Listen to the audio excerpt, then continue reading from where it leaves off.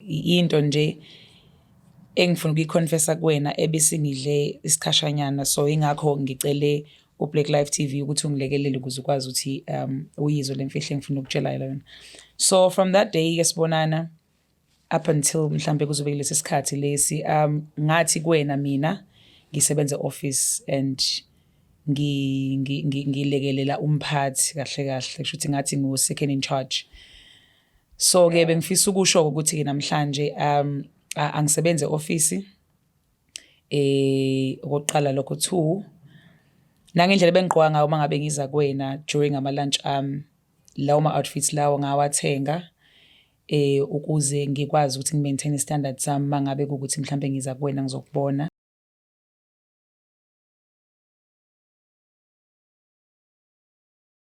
Sanibingelela bonke ababukele emakhaya beBlaqlife TV kwesinye isiqephu esithi sikhipha izimfihlo nihleli noLungstar. Namhlanje sivashela udadewethu othi kena kunendaba afisa nayo ukuyiconfessa kumuntu wakhe. Sawubona sisinjani? Ngiyaphila njani? Siyaphila. Siyaphila. Ngicela ubingelela ababukele emakhaya usho ukuthi uqhamuka kuphi nendawo. Ngiyanibingelela ababukele emakhaya ngiqhamuka endaweni yaKaNongoma. YaKaNongoma. Yebo. Okay, usuke all the way to Nongoma weza la uzodalula lemfihlo. It must be a heavy one ukuthi ke usongaze utravelishe yonke indawo. Uyazi ukuthi mawufuna usizo uyalihambela, uhlala uyalihambela nje. So ke akukho lapho ngesifinyelela khona masifuna usizo. Yebo. Luthini udaba? Ngicela bandla singavesana sigijimele uzosho imfihlo. Luthini nje ngiqale ekuqaleni ukuthi kuze kube khona lemfihlo nje iqale iphindaba. Okay, so indaba iqala sisi lapho khona sihlangana nobhuti endabeni nobumnandi. Okay. Sihlangana ngihamba nabangani bami. So ekhambeni kwami nabangani bami ke ayike sizoyijabulisa sonke. Okay, qhamukele iqeqebana ke lelo bhuti aba right empilweni yababona ke nawe laba abavele bethenga ama Heinz kuvele umcimbi vele uqale. Uvesana uqale. Mabe ngakafiki futhi umcimbi usungaqali. Hayi ke bese kuba khona ukuthi ke sondele phela nabo uyabazi ukuthi hayi into ezinhle bayayithanda. Mase bese kuba khona lo ejubayo ke kumina ukuthi hayi cha ungibuka impela kade lokho engibuka impela lokho sifikilayo amehla akho lokho ekini. Awapheli wo. Awu nakho ke seyijuba ke sethi hayi niphuzane. Bese siyasho ukuthi hayi siphuzane siphezelane ke phela hayi umswapheni kanjalo ke ayasiswaphele sihlale phansi hayi bese ethi cha ucela ukuba nevesi nami eceleni. Hayi ke bese kuba khona nesiphuzo sami esispecial ke siseceleni ke bese ngiyabashiya ke abangani bami. That's a girl. Ngiyachazela ke lapho ke nje hayi lalela sengiyinto nje lapha phezulu sengiyinto le abolele sekhekheni phezulu sengiyabashiya abangani bami. Usuyicherry wena? Hayi sengiyicherry yomjida manje mina official. Futhi nje akachitha isikhathi futhi uthi nje futhi ngicela sibe nento serious nje serious futhi nje engezuchitha ngisho isikhathi ngicela sihambe so wathola indoda ezazi ukuthi ifunani? Yebo njengoba ngokuchazela nje ukuthi nje wona washuthi wangibo wangithemba nje wabona lenqomondo engaka nje uyabona ukuthi iTV iyathembisa. Okay. Nanokuthi ushuthi wangibona nje mangithi qhabuqhabu uthi angiyona le ntombazane eminyayo ile ntombazane ephuza ngeorder bole iclass class. Awuke waselibika ukuthi ubhuti udaba lakhe ke nakho ke sengichazela cha usebenza kanje cha usebenza endaweni impela hayi nami ngathi mangithi hayi bandla ubuko wakho wathi nkosami ngathi Jehova imthando zami nje uyizwe nini kanti aba wenzeni na nkosi yami ke lokho angikufaka ngenhlizweni kodwa phela kwaba ukuthi cha kusho ukuthi kuyibonus cha ubhuti mayingichazela kudaba lakho ukuthi usebenza endaweni ethile and uyisikhulu esithile kuleyo ndawo le ngengize ngidalule kodwa ke ayi ubhuti kwasho ukuthi yini cha ngokwamagama siyazwana. Usathi mangabe ngibuza ngimphendule kahle kube mnandi sihlekahleke leyo nto engasho lutho yabo. Hayi ke bese ngiyaqala ngiyamchazela nami bese yangibuza ukuthi hayi ngisebenzaphi. Okay. Hayi ke ngimchazele ke nami uthi cha ngokusebenza nami uyabona kufika ube imanager bese ngiba semva wemanager mina shothi ngumsizi wemanager. Okay we try. Ngabe into kanjalo nje into ukuthi imanager mayingekho imino in charge. Awuke wafala wathi awuke nazoke intombazana ingahlali intombazana ebebusy. Hayi ke kwaba ukuthi ke nje cha uyathanda ukuthi ngumuntu wesifazane ongahleli ngumuntu wesifazane osebenzayo. Emveni kwalokho ke nakho ke hayi sekuphelile phela kosuku sesiyafonelana phela manje indaba esisefonini ke manje siyacheckana kumnandi siyahleka saphuma ke for lunch masiphuma for lunch sekufanele phela manje lento lebengiyishilo ukuthi ngiyona manje ngiyi-act phela manje sekufanele ngibe yona phela manje ima wait we usiyangilahla ke mawuthi sekufanele uyi-act kanti wena usebenzaphi?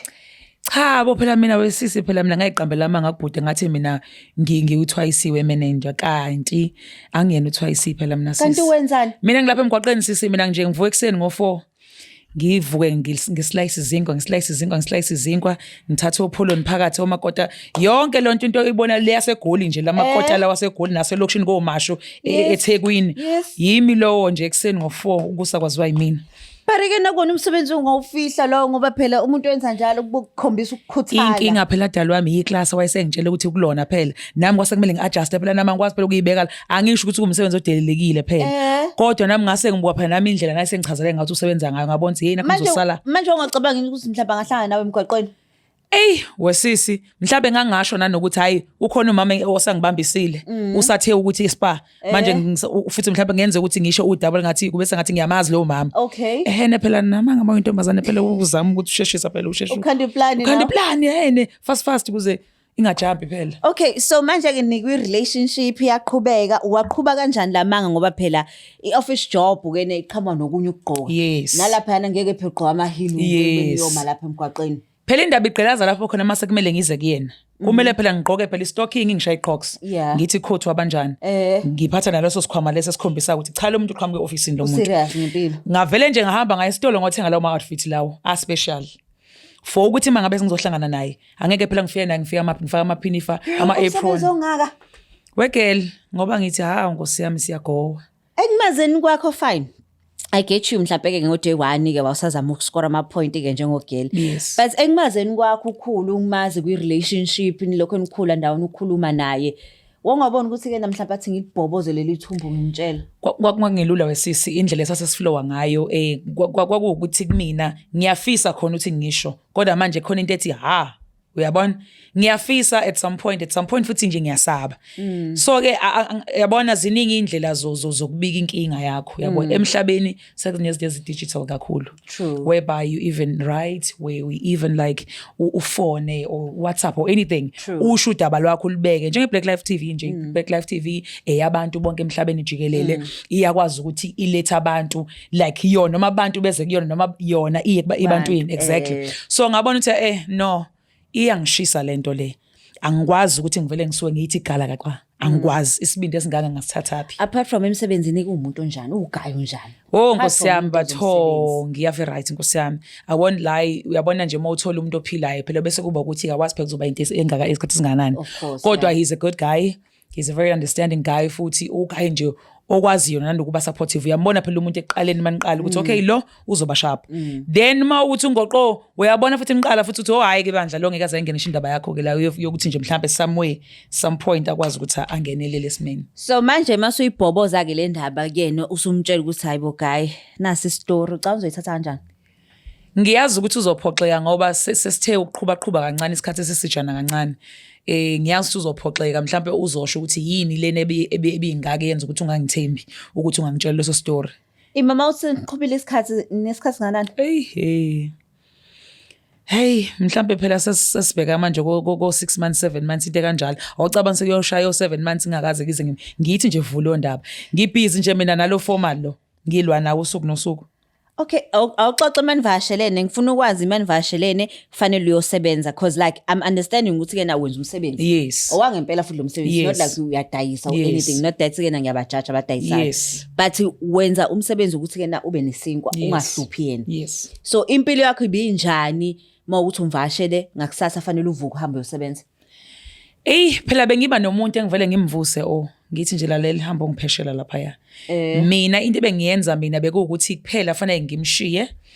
Ngivedane ngithi nje cha kunoZoom nje oqala ngo6 uZoom call. Oqala ngo6 sekumele ngu-attend. Then ke bese no it's fine vele mina ngoba ngibuye ngisebenzele nasendlini ayikho inkinga akuphoqela ukuthi ngize ngifike emsebenzini ungahamba ufike wenze lokho kwenzayo mhlawumbe ubuye uphindele emsebenzini. Bese kuba ukuthi ke phela fanele ngishiye yonke into before ngize kuyena fanele ngishiye yonke into idone. Ngikhiphile yonke into right nje I mean like kunomuntu efanele ngimbeke esengimkhokhelayo manje ukuthi akwazi ukuthi angiprepare then mina semosheka imali exactly sekumosheka imali ke manje ukuthi ke mina sefanele ngimkhokhele lo sisi ngixephulele manje le mali le engiyiphantayo ukuthi cha awungilokhuza ungipheshela ngoba manje angakayisho le ndaba phela manje akaze afune mhlawumbe ukulanda emsebenzini athi ngicela ukulanda namhlanje. Yabona ke kwafika esikhathini sifana naleso ke ufuna ungilanda hayi ngase ngithi cha ungakhathazeki idali khuleka mina nginayi transporter semsebenzini bazovele bangilethe bengivele nje kube into kanjalo futhi kuumuntu oshasha understand wesisi Uvedane nje angazi mina le yanto leya. Yazi mina yazi ngibona ukuthi ke nangathi uzoyilahlekisela ngeenkomo nje la. Yazi ngibuka ngathi udaba lakho kufanele ulibeke day 1 udlalele bese clubini izolo nasi story. Day 1 nje ube clean ubone mayekuthanda vele ayizokuthatha mawukuthi akuthandi vele ayizohamba. Of which I don't believe ukuthi wayengahanjiswa ukuthi uthi uzama impilo ngalendlela uzama ngayo. Ngiyazi ukuthi nje sometimes ngabantu besifazana uyazi ngisho mabethu babefihla uNkulunkulu wami into ongakazi uyibone ukhona umngane wakho yazile imfihlo ukhona ngathi cha naye ke usami wakwazama ukungiconvince ukuthi hayibo isikhathi siyahamba ushono phela washo ukuthi waseshoke naye ukuthi hayi angikujudge kodwa phela ke manje sekuyisikhathi sokuthi manje mtshele phela manje ngoba izinto ezifihlwa ayifuneki yazi indoda mangabe usuyitshela into vele uthi igala indoda ivedane yethuke ithi nje cha okusho kuningi ongangifihlela khona kodwa phela sengilindele noma yinike onkosi yami ngoba phela manje nami bengeke phela onkosi yami ngimtshele ngibe ngiyise enhliziyo makakavuma ukuthi ngimtshele sekuyavuma manje yini ekuphushileke weza la ka Blaqlife iyangidla lento nkosi yami idlaphi yile yenzakalile uzobona ukuthi no sengidinga usizo ke manje yazi ukuthi khona lapho khona engike ngaba khona ngithi ngiba ne diary lapho khona engigcina khona izinto zami so ke at some point kunamanye ama orders engiye ngiwenze a special those special orders abantu nje like because khona abanye abantu uthola ukuthi basebenza kahle but bayawathanda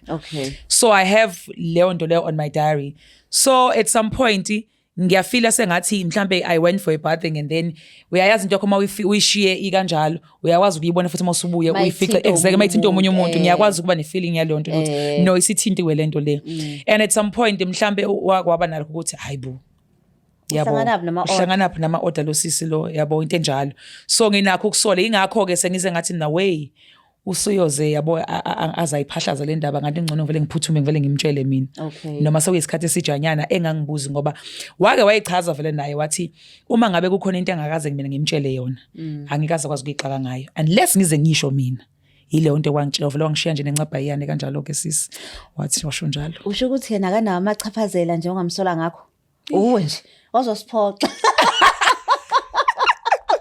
ngiyazi South Africa ngiphoxile njengabantu besifazane ngiyazi nginiphoxile Nkosi yami kodwa ngiyazi ngizongixolela Nkosi yami kodwa yabona manje sekufika isikhathi so sesifikile isikhathi irregardless khona ezinye izinto abantu besana bayigcina kuzobe iminyaka o 3 years angiphathi khona ngisho nabanye befake ngisho ama pregnancy abanye bafake izinto zokuthi kwake kwafika kwazolotshola counter fake leyo nto le ngisho ama death abantu bayafake abantu besilisa enze umuntu uyabo kodwa nje le but yazi I think mina ngijabulela ukuthi bungakazi ubona umngani wakhe yes uyacabanga uyodeliver sandwich hawe ma ukuthi ke naye ke akayena umuntu wabangani kakhulu yabo lo muntu lona onabangani abaningi unayo umngani kodwa lo mngani wakhe nawuhleze busy naye ke hlezi nje umuntu obusy naye njengaye unfortunately ke nje akuyena lo muntu yabo so mayethi yena it's over uzothi hey kulungile ngizosho ukuthi une right yokuthi akusho lokho okoqala lokho because ngeke ngimvimbe noma ethi ngabe uyathanda ukuthi sihlukane it's fine ngeke ngize ngimvimbe kodwa okunye ithinto kumina ngizozama nami ukumbekela isimo sami ngendlela engikhule ngaso yabo ukuthi ngikhule kanjani ngikhule ngumuntu oyigcina imfihlo like at some point mhlawumbe I need help yabo understand so mhlawumbe there is a person out there mhlawumbe ongathi mangabe mhlawumbe ngibuka alelo daba la mhlawumbe angahlekisi ngami but azama ukungisiza there's kunama psychology mhlawumbe kunabantu abakwazi ukulapha abantu einhlizweni masalimala endleleni sisebancane so I'm sure naye mangase ngimbekele ukuthi cha baba hayi ngoba mhlawumbe bengizama ukuyifihla lento le but nami at some point kunezinto ebengidlula kuzona ngisamncane engifisa ukuthi mhlawumbe angifisi ukuthi sihlukane ngifisa ukuthi nawe ungisupporte ya understand lento le and ngibona ukuthi yena ngoba uthe in charge enkampanini yakhe ngothola ukuthi business minded exactly ngothola ukuthi yena ngathi hayi mama lento asenzeni kanje uyabona senyakhula niumndeni kanti wake waba nakho lokho futhi ukuthi yini athi yena yini awu yazi ukuthi there's positions la emsebenzini exactly what there's positions la emsebenzini so if ever uyabona ukuthi mhlambe la ukhona you are not making any enough income because manje ngabantu besifazane nento eziningi nekhokhelayo nezinto enibuyenivusa ngisho namakhaya but ungakhona ukuthi uxoxe nami if ever you are ready because wabona ukuthi ngumuntu okwazi ukuvalela izinto uyabona wazi waphuma naleyo idea ukuthi cha khuluma nami ngilalele mama ebo indoda le indoda ngempela ole indoda le ngangilethela uJehova nje qatha and I hope uke nak understand namhlanje ngikutshela ukuthi mina lalela mina ngiguqule namhlanje kuqo mina ngejolo and babe ogele ngangihamba nabo babe right even begqoke sexy kodwa wathi nje no ngihamba nalo wathi nje ngihamba nalo anginandaba nalaba ngihamba nalo na mina so ke nekhethe esixukwini yo no asimthinta ubhuti simbikele ngalolu daba kodwa asithembe ukuthi kena uzokuza ukuthi kena wena uqhamuka kuphi ngale ndaba le yes and nikwazi ukuthi nixazulule move forward sikhule sibomndeni yebo yo hayi balalele emakhaya simfonela ubhuti simuze ukuthi uthini yena ngalolu daba.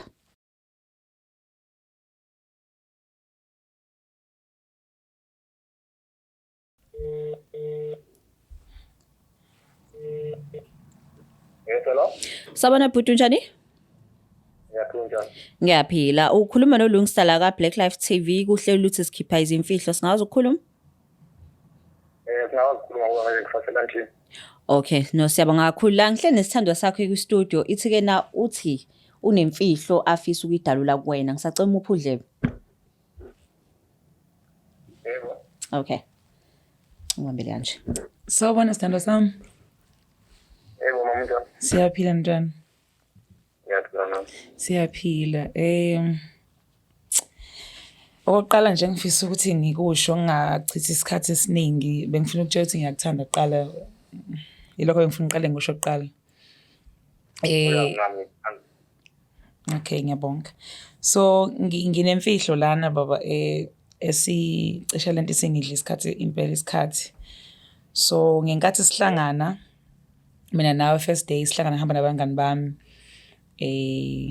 so isikhathi silapha kuleya club leyana so wayibonakalisa kumina ukuthi awufani nabanye abantu the way was addressa ngayo kumina nangendlela owaziveza ngayo ukuthi umuntu nawe uphuma ekhayeni ne so mama wangikhipha nginendoda cha baba akunjalo akukhona lokho into nje engifuna ukuyiconfessa kuwena ebesingidle isikhashanyana so ingakho ngicele uBlaqlife TV ukuthi ungilekelele ukuze ukwazi ukuthi uyizwe lemfihlo engifuna ukutshela yona.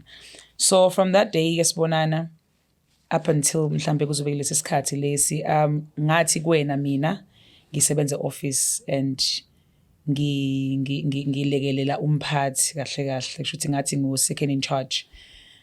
So ke bengifisa ukusho ukuthi ke namhlanje angisebenze office okokuqala lokho 2 nangendlela bengigqoka ngayo mangabe ngiza kuwena during ama lunch lawo ma outfits lawo ngawathenga ukuze ngikwazi ukuthi ngimaintain standards sami mangabe ukuthi mhlambe ngiza kuwena ngizokubona ever since now wangichazela ukuthi umuntu kanjani umuntu o high profile osebenza kahle nami ngazama nami ukuthi ngiqambe lawo manga because ngakubona ukuthi umuntu oyiphilela right so nami ngangafuna ukuthi yabo ngiveze sengathi manje ngiyinto nje angisho ukuthi lo msebenzi engiwenza mhlambe udelelekile kodwa ngangibuka nayo iprofile yakho ukuthi iphezulu kakhulu however ke mina ufuna ukukhuluma mama uyabo mina kahle ngidinga yakho le kunesikhathi kahle ngilandela khona lawo hamba khona uyogeze endlini lapha awushiya idare yakho phezulu la ukuyivula ngadare yakho ngathi uyiphenya kancane ngabo hayibo kwenzakala sombe lapho ngasuka lapho ke ngathi ukulandela nje kancane kulandela khona la kanti bakhona nje umile nje ongibona imoto eserobotini bona umile la itafuleni ngidayisa yonke lezo zinto lezo ngabuka nje ngayithulena ngathi hayi kabe ngililanga ukufika ukuthi lapho ngitshele khona ukuthi hayi kanje kodwa phela angeke ngijaji ngento yenzayo because uyabona ukuthi wazinto into so ngabe ngimilela isikhathi ukuthi kube wena ongitshelayo ungabi mina engikutshelayo khumbula khona la ngitshela khona ukuthi emsebenzini kunamaphupho epost ephumile ukuthi wena umuntu uyayifuna lo posta le noma uyabona la usebenza khona uhola kancane inkinga zakho yiningi uhamba uyawazi uapply lapha emsebenzini ukwazi ukuthi vele emsebenzini mina ngiphela so ukuthi yona hayi clear right that hayi kulungile umuntu right khona la futhi khona engazokuzana angithi ufuna ukulanda khona emsebenzini ufuna ngitest lapha wathi hayi khulile ungayikhathazi ngami kunemoto staff mina ngithathayo ingise lapho ngoba ngifuna ukuthi mina ngikulande ukuthi lapho emsebenzini mase ngiyakulanda khona lapho emsebenzini so mina angithandi kahle ngicela ukubona lapho umuntu oyithobile alright futhi engakwazi ukuthi akwazi ukuba umuzi wasekhaya lapho ngazibona-ke futhi ngaphosa ukuhlangana sesiqhubeke ukuhlangana sixoxa ngabonke umuntu ohlakaniphile umuntu wesifazane futhi une-business now futhi u-business minded so waleli business lakho lenzayo akuyona ibhizinisi eliyihlazo nje ibhizinisi ongalithatha ubenze ezinye izinto ufama-site wenze yonke into ukwazi ukuthi ikhule libe likhulu ibhizinisi futhi sekuyibhizinisi elikhulu ukwazi ukuthi uqashe ngisho abantu empilofulona so wona wayijaja wayiqeda ingazi mhlawumbe kule mpilo yakho nayo wamanje ngiyaziyo mhlawumbe kukhona ezinye iy'mfihlo mhlawumbe ongifishele zona yini ngiyabonga baba ukuthi yini uke wangilandelela mhlampe kwesinye isikhathi sithi siyayigcina iy'mfihlo singabantu besifazane kanti asazi ukuthi nina nihamba phambili kuthina niyasibheka niyasibuka la sihamba khona. Okokuqala ngicela uqale ngixolise kuphela ukuthi mhlampe ngigcinele le mfihlo for isikhathi esingaka. Ngiyazi ukuthi umuntu olungile futhi onothando onesineke futhi but akukho konye kungale okuyimfihlo baba enginakho bekuyilokhu kuphela and ngiyathembisa futhi ukuthi yina ayisekho ezinye imfihlo engizoba nazo ngale ngizokwazi ukuthi ngikwazise ngoba nawe usungikhombisile ukuthi umuntu alright okwazi ukulalela omunye umuntu uma yikhuluma. Ngibonga nje ukuthi nje ukwazi ukungilandelela ubone ukuthi yini kahle bekungakhona lokho engangichazile kodwa kuyilokhu njengamanje lokho usungichazela khona buka njengamanje sekuwena uchazela mina yabona so futhi ngabe yimina engichazayo ngenabe kodwa sekuwena ongenabelayo ukuthi wawungibona kuphi waphindwa wabona ne-diary kanti vele ngaba nakho ukusola from lapho ngikade ngiyogeza ngabuya ngabona ukuthi hayi ngathi kuyathinteka kodwa nganganganaka ngayitsho ukuthi hayi mhlawumbe ubuyibuka ngaphandle kuphela kanti wayibuka nangaphakathi. Hayi uthi phela nawe futhi ukuthi uyasanga ahlase besidingo ukuthi uhambe uze lapho uyihlanze abantu balazweni ahlase bezokwazi ukulalela kodwa ngoba usukwazi ukuthatha iy'khathi ukuthi ukwazi ukuyifika ngathi ibone iphutha lakho ukuthi uyayibona njani nawe ukuthi iyaphambili ibona lokho nje isithembiso sakho ukuthi uhambe endaweni ekanjalo ukwazi ukuyikhulumela yona mhlawumbe nakhona inkulumo yakho mhlawumbe wakwazi ukufika nabanye abantu abasibayise iy'nkinga ey'fanayo nezakho mhlawumbe nabo abantu babo mhlawumbe bayalandelela noma sebebonile ukuthi ulidelele ukuthi umuntu athathe.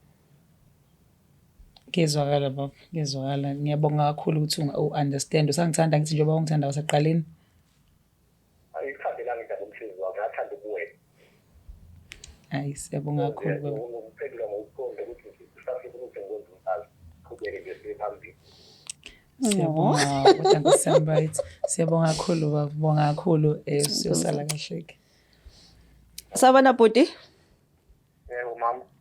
Hayi shame ngithi ngimbongela udadewethu la. Hayi. Yazi normally ke kuchoke na obhuti abagangayo kodwa namhlanje ngiyalikhipha ibhande ngishaye wethu udadewethu. Hayi nakhona isingabe futhi wasengenwa yingezwa sakho. Kodwa ngiyahlathela ngithanda ukwenza ngithanda ukuyena. So manje akhathi umbone robotini awumbizanga ngani uthi ayibo mama sekhaya i-office lakho leli.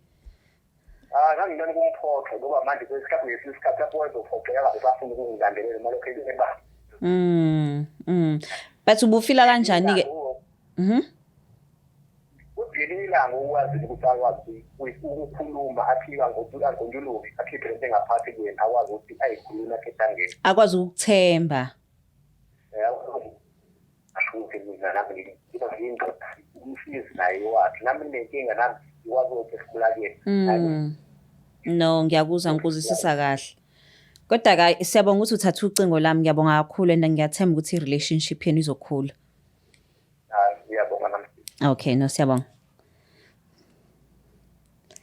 Angifuna ungasho nje if bengudadewenu isibhaxu ade ngizosifaka uyamuzwa umlisa ohla kanjani and yena usabubuza ngoba ubuka ukuthi uzolahlekelwa wena lapho nawe uyasaba ukumtshela ngoba usaba buka nje cishe namosha into enhle kanjani cishe sayimosha kodwa nje yabona lento yokuthatha into for granted yabona nje uthi hayi ngoba hayi khulileke uyangithanda nami ngiyakhulileka uzwa imagine ukuthi bengithola umuntu obezothi no wo uyamazi omunye bezosilalela la nje no shuthi kuningi ozongifihlela khona mawusakaza ungifihlela into encane kanje yini ozoyenza kangcono ke manje kwi relationship yenu.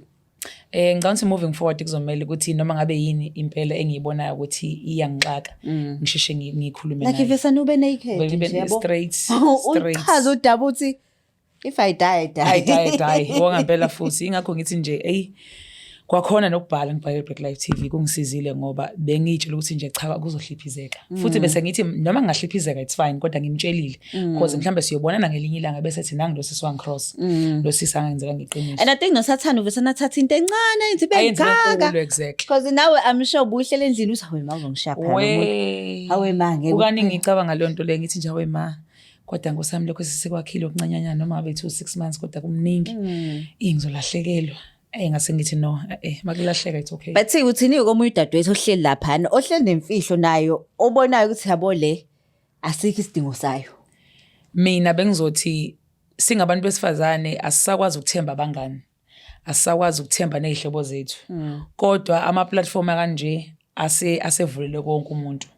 Ukubhala nje ubhala Blaqlife TV ukwazi uvela ufike uzokhuluma nje nawe njengoba ngikhuluma nawe kanje akekho umuntu osilalele njengamanje ngikhuluma nawe angithi mina ngiyafana nestranger kwena mangiphuma lapha sengikhiphile inkinga ngami mina sengi-free lonke lilitshe belisenhlizweni lami lisukile uyabona so a person out there like nayo nemfihlo akathola indlela zokuthi mhlambe athola ama-contacts la ekhaya akwazi ukuthi abhalele nina because you are there to assist us njengoba sigowa sonke emhlabeni.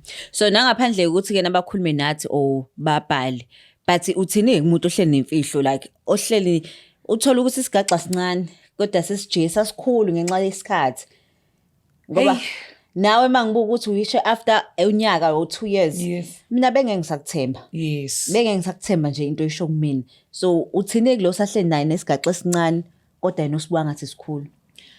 Mina bengizothi umuntu avela ijuba avela amqondo umuntu wakhe ngoba manje nokuhlala nemfihlo kwenza izinto zingabi right kuba khona itension ebakhona ngoba umuntu wesilisa uyashesha ukusola so mayisola futhi uyayifaka enhlizweni lento ilokho ehamba naye uzumbuza na ukwenze njani right athi right kanti uqamba mangekho right so umuntu bengizothi nje umuntu akavela asuka nje ahlale nje amaqozo kumuntu wesilisa avela amtshele straight noma sengabe kunzima kangakanani angalingisi mina angangilingisi mina cha bephume kumina umuntu avela asisho nje story sakhe nje wasinjalo kumuntu wakhe straight.